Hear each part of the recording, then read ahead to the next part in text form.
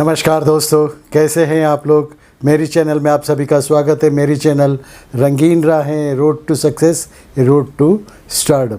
दोस्तों, आज किसी एक्टर की तो बात तो करूंगा ही, लेकिन साथ में एक गीतकार की भी बात करूंगा, जिन्हों शब्दों के बाजीगर जिन्हें कहा जाता था, वो आनंद बख्शी साहब के बारे में बताऊंगा। आनंद बख्शी साहब और दिलीप साहब का बहुत ही गहरा रिश्ता था, क्योंकि दिलीप कुमार चाहते थे कि आनंद बख्शी ही इतने अच्छे कलाकार है, इतने अच्छे राइटर है, इतने अच्छे सॉन्ग राइटर है, मेरे फिल्मों के गाने लिखे। तो वही एक किस्सा बताऊंगा, क्योंकि वो किस्सा दिल के बहुत छू जाने वाला है। तो दोस्तों, आज का वीडियो शुरू करते उससे पहले मैं कहूँगा, अगर आप मेरी चैनल के सब्सक्राइबर हो तो अच्छी बात है, मेरी रंगीन राहों की फैमिली के मेंबर हो, बहुत ही अच्छी बात है। और ये बहुत अच्छी बात है कि अभी आप मेरे वीडियो देख रहे हो, यानी आपको मेरे वीडियो पसंद है। अगर पसंद है तो मेरे वीडियो को शेयर कीजिए और बाजू का लाल बटन दबा दीजिए। जैसे कि मेरा नीचे लोगो आता है रंगीन राहे का, तो वो सब्सक्राइब कीजिए और अपने दोस्तों को भी वीडियो दिखाइए। अगर अच्छे लगे तो शेयर एंड लाइक्स कीजिए। दोस्तों, आज का वीडियो शुरू करते हैं। दोस्तों, ये कुछ बात उस वक्त की है जब आनंद बख्शी साहब बीमार थे और समझ लीजिए कि मृत्युशैया पे ही थे, क्योंकि वो हिल नहीं सकते थे, कुछ बोल नहीं सकते थे, ज़्यादा उठ भी नहीं सकते थे। तो एक दिन वो सोए हुए थे, तो दिलीप साहब अचानक से उनके कमरे में आ गए और दिलीप साहब ने कहा, अरे ओ लाले, कैसा है तू। तो आनंद बख्शी साहब तो सोच के ही पड़ गए कि ये दिलीप साहब आ गए। वो उठने की कोशिश करने लगे। उन्होंने उठने की कोशिश बहुत की, लेकिन वो उठ नहीं सके, क्योंकि बहुत कमज़ोर हो गए थे और लेटे हुए थे। तो दिलीप साहब ने देखी, दिलीप साहब की महानता देखी। दिलीप साहब ने कहा, अरे बैठे रहे तू, सो जा सो जा सो जा, तू मेरे कोल नहीं आ सकता तो मैं तेरे कोल आता हूँ। और वो जाके उनके बेड पे जाके उनके साथ में जाके सो गए और उनको गले लगा लिया। आनंद बख्शी साहब रोने लगे और वहाँ पे कमरे में जितने भी लोग थे सभी लोग रोने लगे। आनंद बख्शी साहब का बेटा जो था, मुलाकात ख़त्म करके जब दिलीप साहब जाने लगे, जब चले गए, उसके बाद उनके बेटे ने जब उनसे कहा, राकेश बख्शी ने कहा कि दिलीप साहब ने तो ऐसा किया, तो बख्शी साहब ने कहा, दिलीप साहब तो बड़े महान आदमी है। आनंद बख्शी ने अपने बेटे से कहा, वो हमेशा से ऐसे ही है, सबसे ऐसे ही मिलते, अपने घर के हो ऐसे ही मिलते और दिल से मिलते हैं।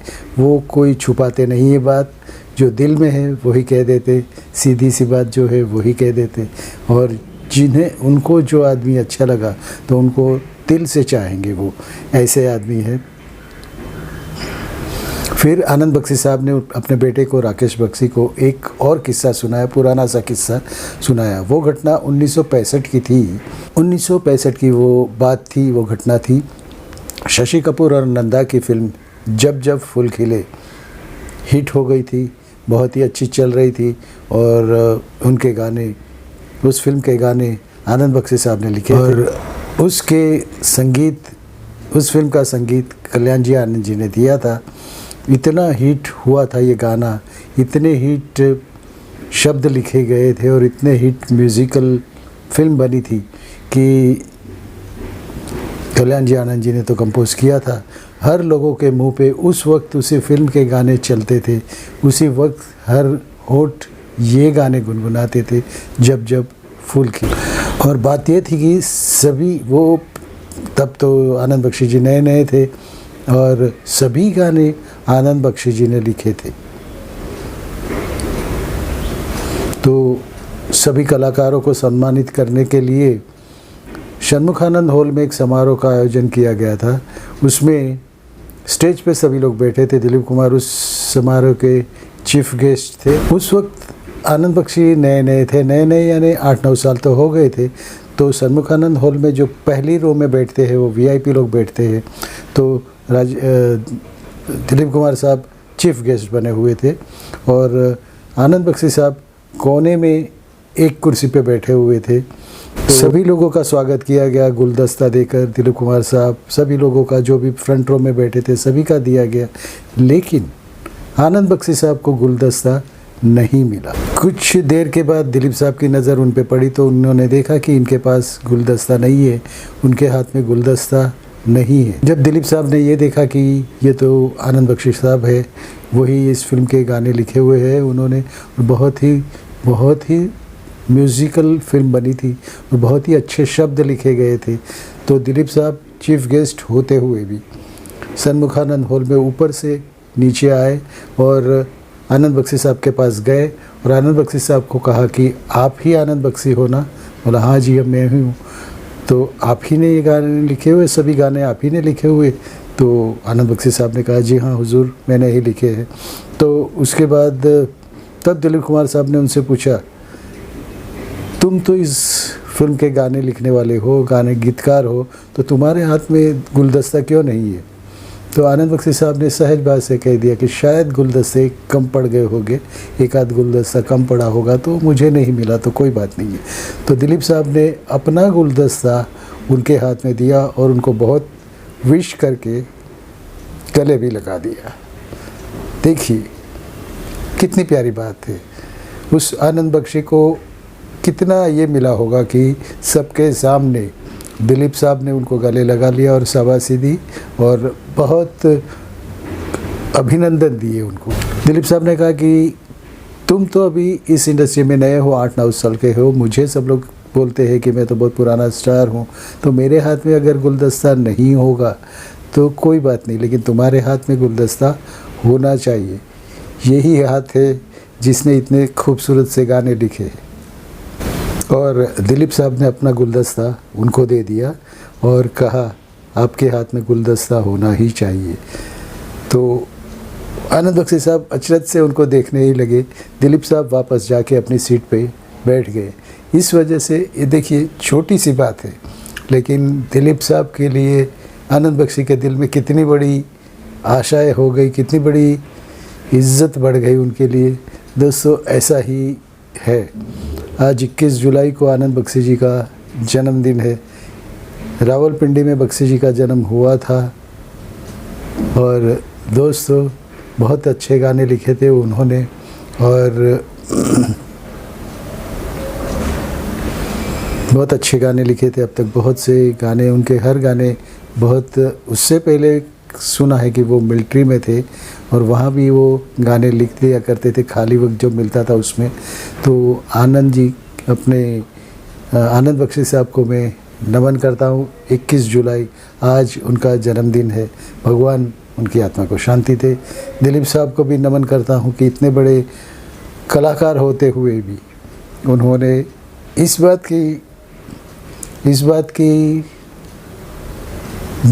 बात को देख लिया कि सभी लोग जो बैठे हैं सभी के हाथ में गुलदस्ते हैं और ये जो राइटर है जिसके बारे में ये कहा जाता है उन्हीं के लिए जो शो किया गया था उन्हीं के हाथ में गुलदस्ता नहीं है। मतलब छोटी छोटी बातें भी दिलीप साहब याद रखते थे, तो उनके लिए बहुत ही प्यार बढ़ गया आनंद बख्शी जी के लिए। आनंद बख्शी जी के दिल में उनके लिए बहुत ही प्यार बढ़ गया। वैसे नमन करता हूँ उन आनंद बख्शी साहब को और दिलीप साहब को भी। इसीलिए तो कहा जाता है कि ये बड़े महान जो होते हैं ऐसे ही महान नहीं बनते, अपने गुणों से बनते हैं, अपनी सादगी से बनते हैं और अपना कॉमन मैन या तो कोई भी छोटे आदमी से उनका जो वर्ताव होता है वही उनको महान बनाता है।